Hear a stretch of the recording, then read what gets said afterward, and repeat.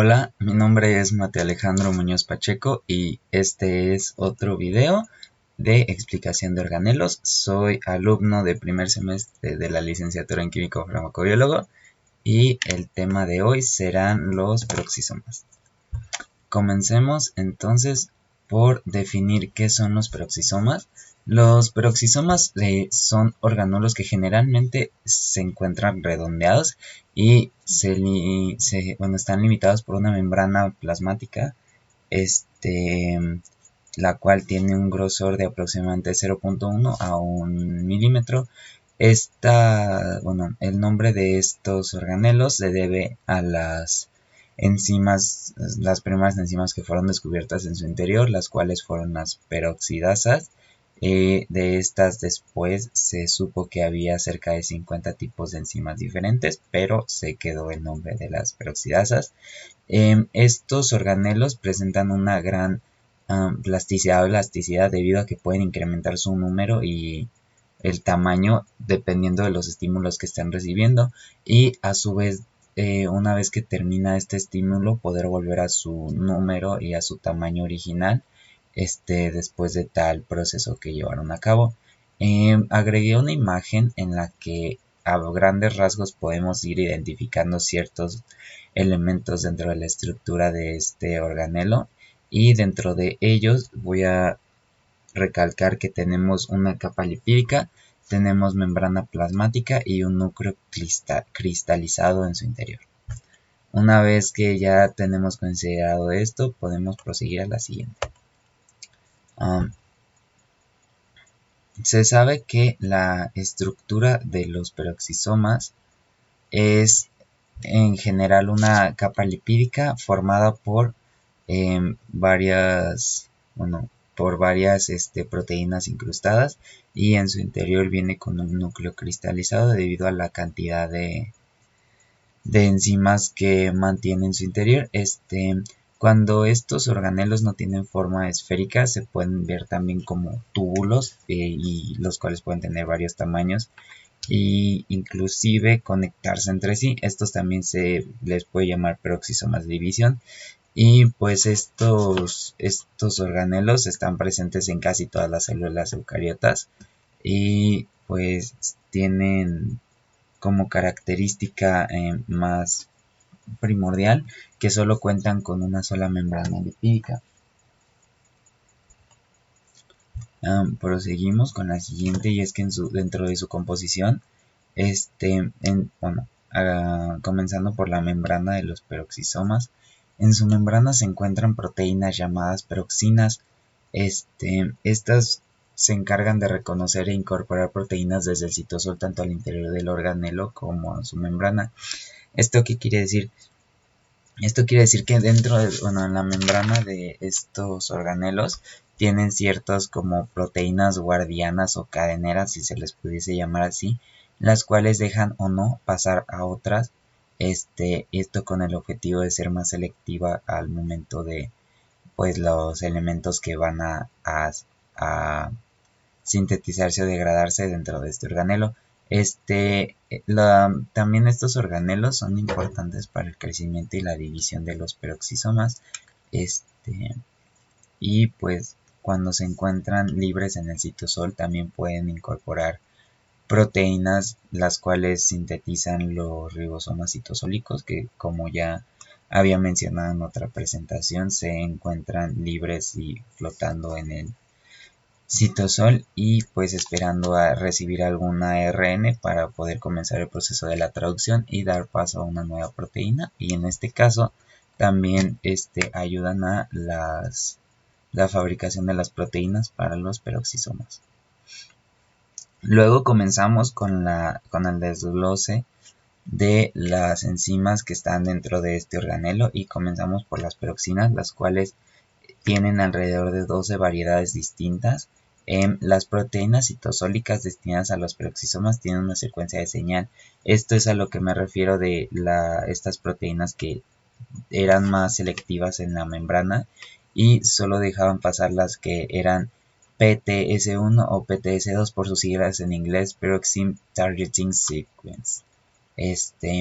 Esta es la que les mencioné, que es la que leen en la membrana y pues dejan pasar o no, dependiendo si la tiene o no, para que estas proteínas incorporen un peroxisoma. No necesitan desplegarse, sino que o sea, también se pueden leer y se pueden incorporar estando plegadas o agregadas a alguna otra.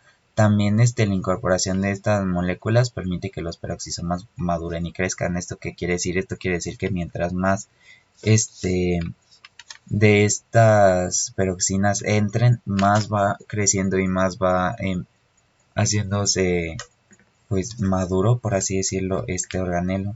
Y esto es beneficioso puesto que mientras más grande, mientras más desarrollado se forme este organelo, puede hacer que se haga, bueno, puede cumplir más funciones y además puede ser más eficiente en las actividades y los roles que realiza dentro de una célula. Seguimos con esta imagen que les puse de referencia acerca de cómo es que interviene un peroxisoma. En este caso es la respiración celular de una planta, la cual comienza en el cloroplasto en la fase lumínica, luego pasa al peroxisoma, cuando se produce el ácido glicólico, pero aquí lo que hace es que produce la glicina, con el detalle que libera peróxido de hidrógeno, el cual no se puede degradar y mucho menos liberar al interior de la célula, puesto que es un componente bastante tóxico para el interior de la célula y en general para la célula. Y pues esta sería uno de los roles que cumple dentro de una célula vegetal, y se marca como el inicio o el fin de la parte que se le puede considerar fase lumínica y la fase oscura. Luego, para la formación, estos organelos se forman ya sea por crecimiento y división de los orgánulos que ya existen, como por ejemplo podría ser en el caso de las mitocondrias, ejemplificando, o también pueden hacerse debido a la generación a partir del retículo endoplasmático. Esto sea por la liberación de una proteína, la cual vaya a ser traducida y luego se, se vaya acoplando y acoplando hasta formar este organelo. Pero en general tiene estas dos formas de creación. Aquí también les puse una imagen en la que se demuestra cómo es que va iniciando. La 1 es en la que crece pues sale a partir del retículo, bueno, se genera a partir del retículo endoplasmático, el cual libera una vesícula. Esta por fusión con una vesícula también sacada de la mitocondria da una unión o una molécula ya con otro tipo de componentes. Esto se le van uniendo acá de este lado más proteínas. Esto es a lo que me refiero con el crecimiento por la unión de otro tipo de compuestos y hace que un peroxisoma esté maduro. Y otro sería ya que está maduro por el contacto entre membranas, en este caso con el retículo endoplasmático, no para su generación sino para su división. Se generan dos a partir del peroxisoma ya maduro que se tenía, y estos al igual maduran por acción de los nuevos componentes que se le vayan adicionando al peroxisoma maduro original. También tenemos, bueno, desglosando del principio la formación por división, comienza a partir de que los peroxisomas de una célula crecen y se dividen por estrangulamiento.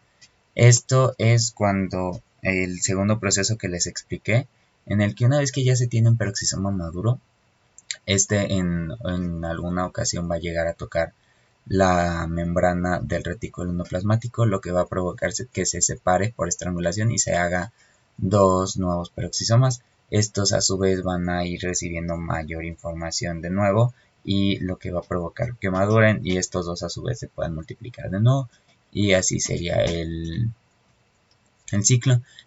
A esto se le llama la fisión de los peroxisomas, debido a que se separan, para poner como un concepto y una palabra más a este proceso. Y se asemeja mucho con las mitocondrias, como ya les había explicado, debido a que pues las mitocondrias no se generan, sería las mitocondrias y cloroplastos no se generan a partir de de alguna vesícula o por separación de algo de algún otro organelo, sino que las mitocondrias y los cloroplastos se separan y se producen a partir de mitocondrias y cloroplastos.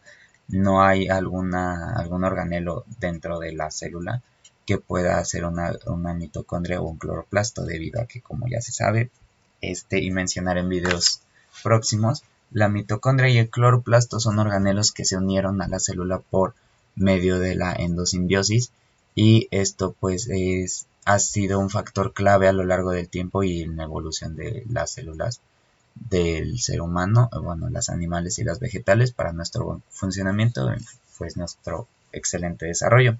Luego tenemos que la división del peroxisoma comienza, como ya les mencioné, cuando sus membranas entran en contacto con las del retículo endoplasmático.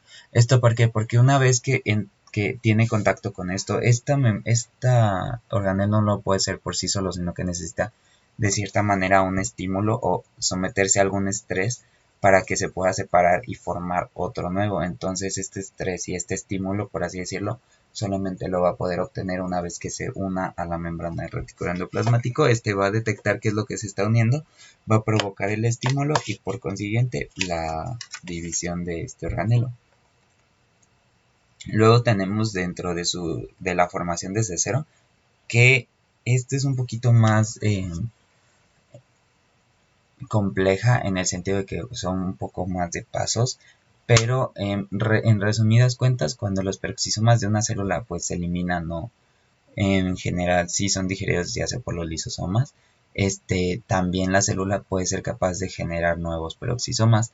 Este proceso contribuye en vesículas del retículo endoplasmático, que tienen la proteína peroxina 16, y de las mitocondrias, que aportan con peroxinas 3 y 14. Estas son enzimas que se unen y cada una lanza su vesícula. Estas vesículas se unen por fusión y esta fusión ya conforma un nuevo peroxisoma que va madurando conforme va recibiendo más y más enzimas.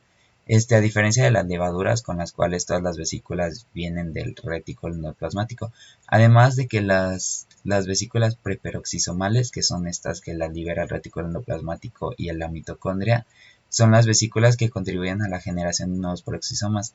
Además, la forma en la que lo hacen es que al unirse forman preperoxisomas, las cuales van madurando a medida que incorporan moléculas del citosol. Esto es en general la definición, y con palabras más entendibles alguna para investigación, o lo que viene en sí en un libro de cómo es este proceso, y yo se los explico.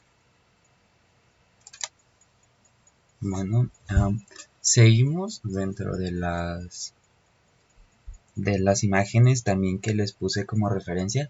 Aquí está donde está la proteína que sintetiza la proteína que sintetiza en los ribosomas citosólicos, o los ribosomas libres que tenemos.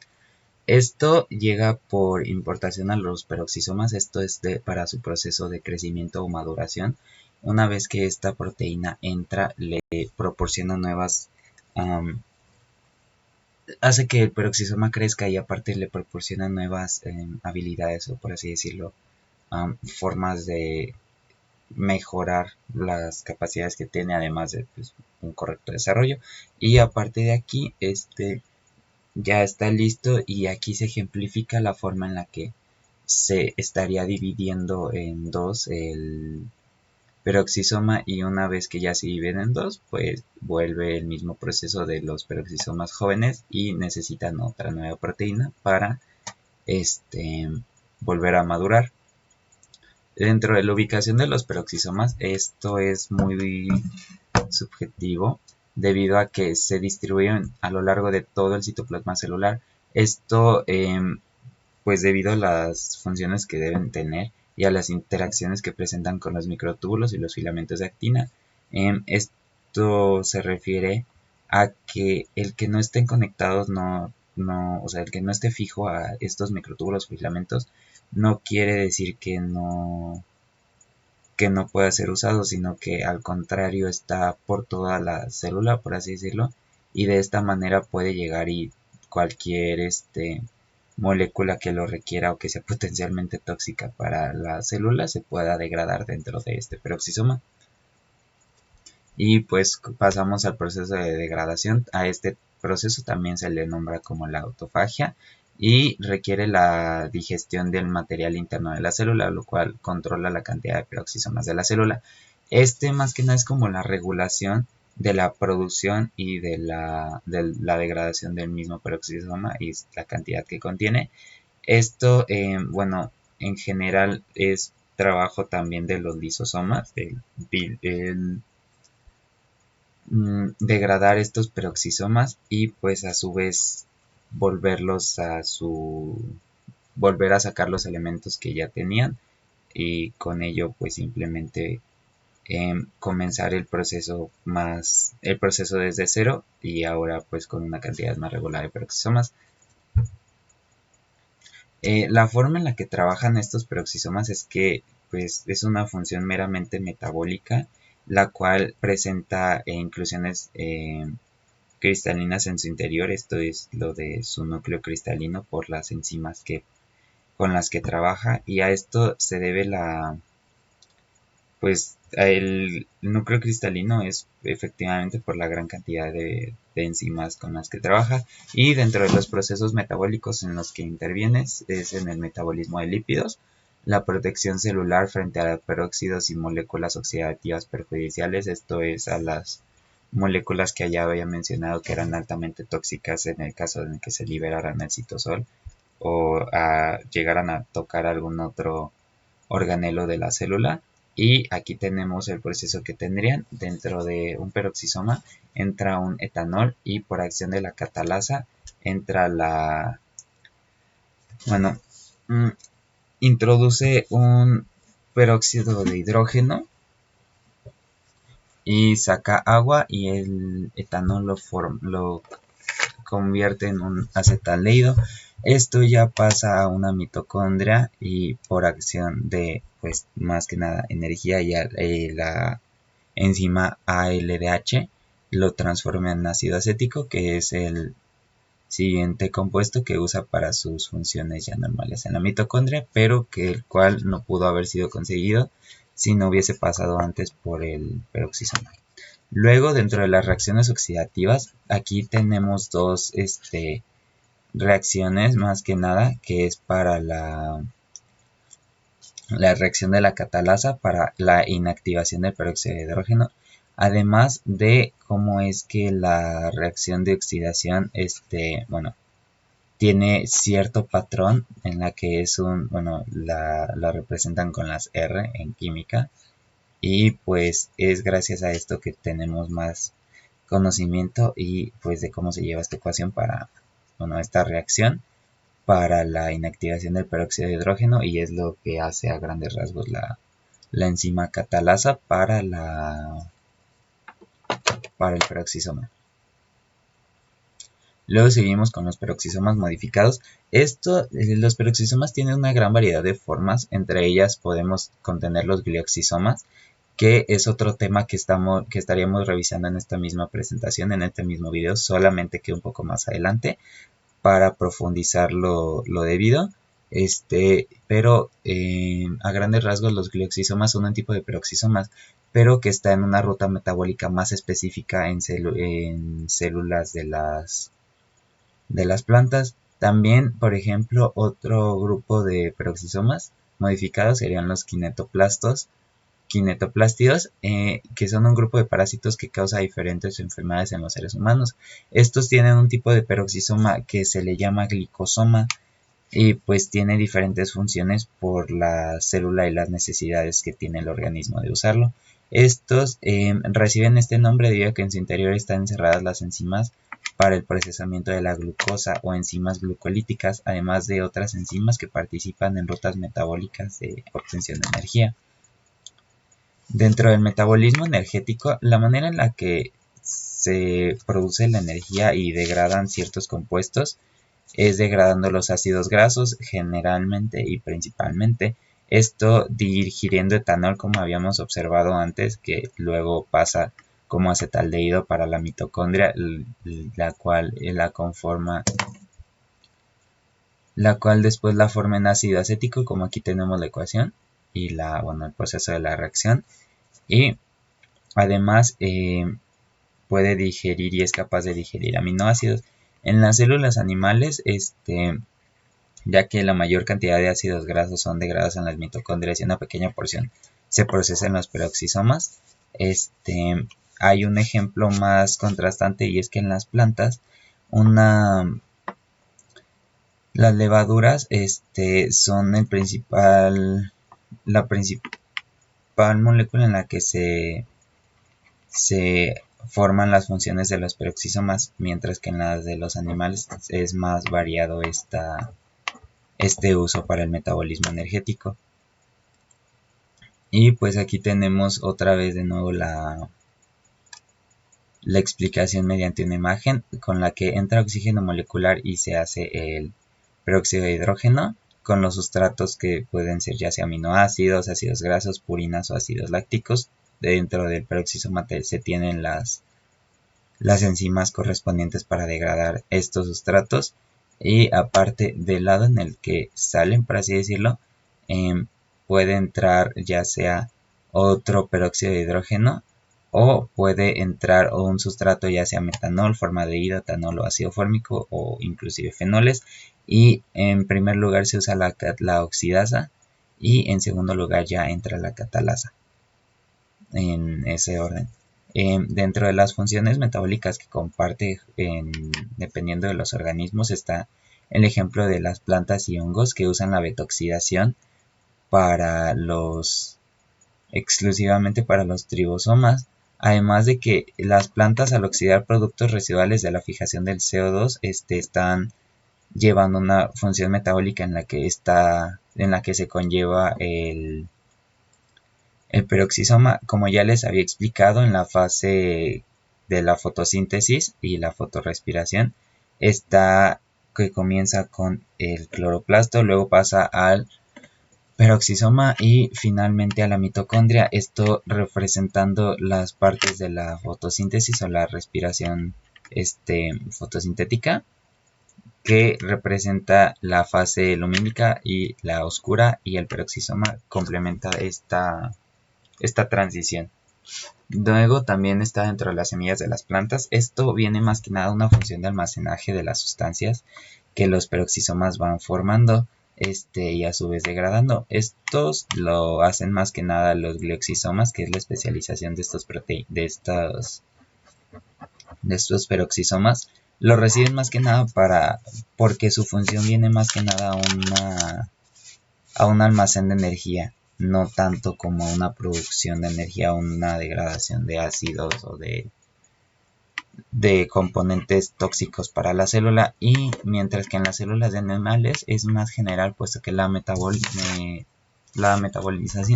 se realiza en la mitocondria y es importante para el hígado y para la síntesis de ácidos biliares, pues el alto contenido de peroxisomas, debido a que pues son y es ya definido que su principal fuente de degradación o lo que degradan principalmente son los ácidos grasos. Luego abrimos ya con el tema de los glioxisomas. Esto comenzamos con que los glioxisomas son una clase especializada de microcuerpos, como ya habíamos quedado en la presentación anterior, en la parte de la presentación anterior. Los microcuerpos fue la forma a la que se les llamó principalmente a los peroxisomas, y esto a su vez fue beneficioso porque al descubrir los diferentes tipos en los que se podían especializar los peroxisomas o estos microcuerpos, ya no fue necesario crear otros nombres, sino que solamente hablar del microcuerpo y definir a qué se dedica y dónde está. Estos generalmente pues se encuentran en semillas germinadas de las plantas, ya sea, bueno, generalmente las que sean ricas en aceite, o sea las oleaginosas. Podría mencionar la almendra, por decir alguno, es que están ricas en estas características, y además estos glioxisomas contienen las enzimas que convierten los carbohidratos que convierten los aceites en carbohidratos, así también como las sustancias de reserva para la célula y bueno, las células dentro de la semilla. Esta conversión ocurre durante el proceso de germinación y es la que es responsable de que pueda crecer y pueda formarse un nuevo individuo gracias a que pues está liberando todo este almacén de energía que se había guardado desde hace tiempo y ahora en la germinación se está usando. Luego tenemos dentro de todo esto el ciclo del glioxilato, la cual es a pocas palabras una ruta metabólica en la que los glioxisomas de las células vegetales intervienen en una modificación parcial del ciclo de cítrico, el ciclo de Calvin. Este proceso emplea ácidos grasos como sustrato para la síntesis de carbohidratos. Es una de las cosas que tenemos que considerar, puesto que, por ejemplo, para el ciclo del ácido cítrico no necesariamente y no es el objetivo que se sinteticen completamente ácidos, carbohidratos. Luego los glioxisomas, bueno, pues reciben este nombre porque contienen enzimas que participan en el ciclo del glioxilato o el ciclo modificativo del ácido cítrico. Aquí tenemos una imagen en la que se representa con las flechas azules cuáles son los pasos que pasa durante este ciclo de glioxilato, y abajo en flechas más grises es el ciclo del ácido cítrico.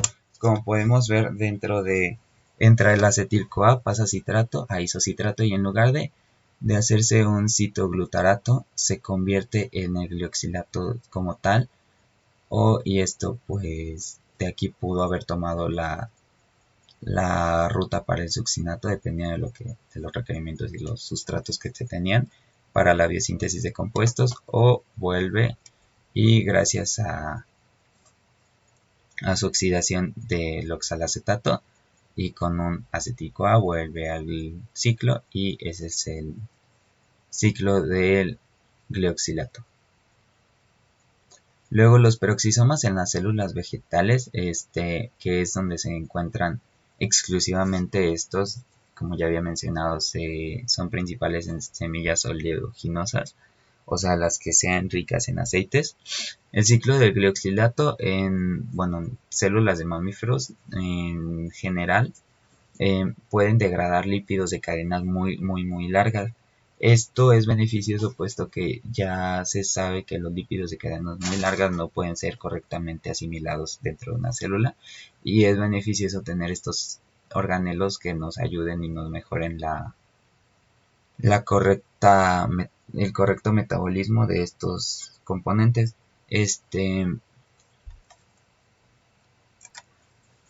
Luego tenemos dentro de los valores y los compuestos que existen la glicina, la cual solo se produce en los peroxisomas vegetales y a su vez es transportada a la mitocondria y al orgánulo donde ocurre la respiración y la síntesis de grandes cantidades de ATP.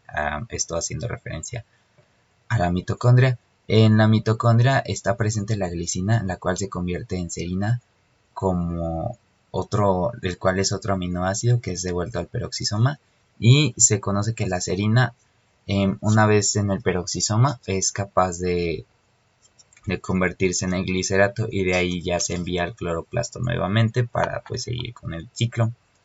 A todo este proceso no conduce a la producción de energía, pero sí al aprovechamiento de los átomos de carbono que son fijados en el glicolato. Les dejo una pequeña moraleja de esto, y es que el ciclo del glioxilato no va dirigido necesariamente a la producción de energía, como ya leemos aquí, pero sí es casi que fundamental para la recuperación del carbono en el ciclo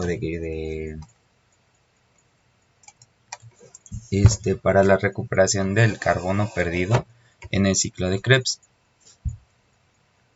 Luego, esto ya viene más que nada con la fotorrespiración, y son los procesos que les había explicado, en la que pues estos orgánulos, los glioxisomas, se implican en el proceso, ya que pues sigue una ruta metabólica que va contraria a la fotosíntesis. Como ya había mencionado, no se produce oxígeno, sino que se consume y se libera dióxido de carbono sin obtener ATP. Este proceso se le conoce como la recuperación del carbono, puesto que los peroxisomas reciben de los cloroplastos el glicolato para convertirlo en glicina. y devolverlo para otra vez seguir el proceso. Es como rellenar los utensilios que se gastaron después de la producción de energía. Este es el proceso en el cual se hace esto.